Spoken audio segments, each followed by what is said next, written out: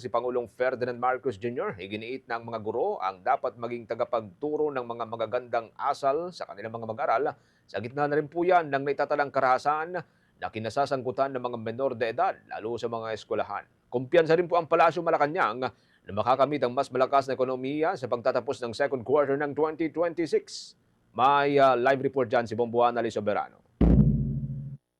Iginiit ni Pangulong Ferdinand Marcos Jr. na hindi magtatapos sa pagiging tagapagturo ang mga guro sa kanilang mga estudyante. Ayon sa punong ehekutibo, may iba pang responsibilidad ang mga guro maliban sa karaniwang ginagawa ng mga ito na may kinalaman sa kanilang teaching task.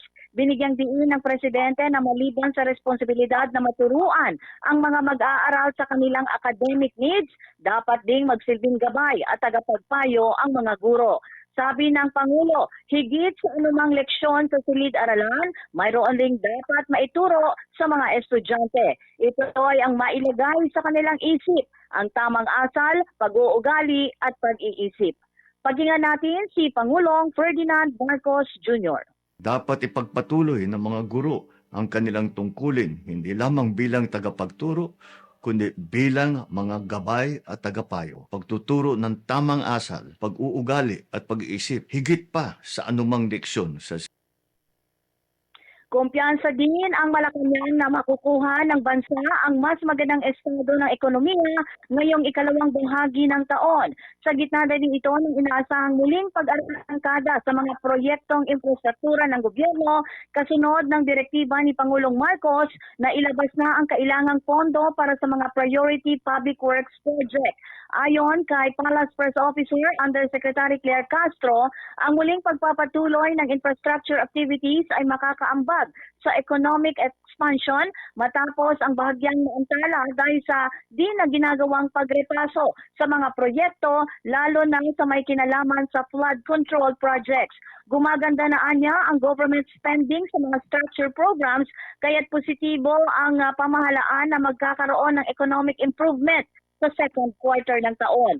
Una dito, inatasan ng Pangulo ang mga kinauukulang ahensya ng pabilisin ang pagpapalabas ng pondo para sa mga kasalukuyang proyekto pang-infrastruktura upang matapos ito sa oras at mapanatili ang paglago ng ekonomiya. Mula dito sa Palasyo ng Malacanang, Bombo Anali Montaño Soberano nag-uulat. And this is Bombo Radio Philippines, the #1 and most trusted source of news and information. Basta Radio, Bombo! For the most trusted source of news and information, visit our website at www.bomboradio.com. Follow us on Bombo Radio mobile app, Facebook, YouTube, TikTok, and X, formerly Twitter. Like, share, and stay connected. Anytime, anywhere.